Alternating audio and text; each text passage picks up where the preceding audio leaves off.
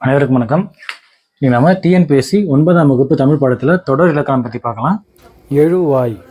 ஒரு சொற்றொடர் எழுவதற்கு அடிப்படையாக அமையும் பெயர்ச்சொல். எடுத்துக்காட்டு எட்வர்ட் வந்தான். இதோட பெயர்ச்சொல் எட்வர்ட். பயனிலை. ஒரு தொடரில் பயன் நிலைத்து இருக்கும் இடம். எடுத்துக்காட்டு கனகாம்பரம் பூத்தது. பூத்தது வினைச்சொல்.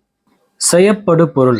எழுவாய் ஒரு வினையை செய்ய அதற்கு அடிப்படையாய் தேர்ந்தெடுக்கப்பட்ட பொருளே செய்யப்படு பொருள். எடுத்துக்காட்டு மீனா கனகாம்பரத்தை சூடினாள்.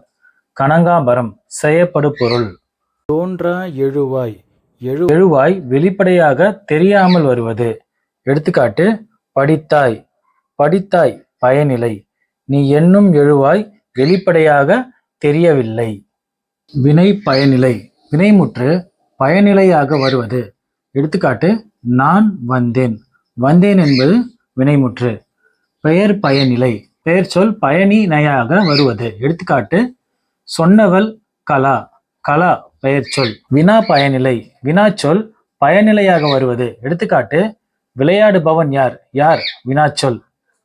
பெயரடை. எழுவாயாக வரும் பெயர் சொல்லுக்கு அடையாக வருவது. எடுத்துக்காட்டு நல்ல நூல் ஒன்று படித்தேன். நல்ல என்னும் சொல் எழுவாயாக வரும் பெயர் சொல்லுக்கு அடையாக வருகிறது. வினையடை. வினை பயனிலைக்கு அடையாக வருவது. எடுத்துக்காட்டு மகிழ்நன் மெல்ல வந்தான். மெல்ல என்னும் சொல் வந்தான் என்னும் வினை பயனிலைக்கு அடையாக வருகிறது. இதே மாதிரி நம்ம அடுத்த வகுப்புல சந்திக்கலாம். இதுவரை நம்ம சேனலை சப்ஸ்கிரைப் பண்ணாதவங்க சப்ஸ்கிரைப் பண்ணுங்க, லைக் பண்ணுங்க, ஷேர் பண்ணுங்க, கமெண்ட் பண்ணுங்க. நன்றி.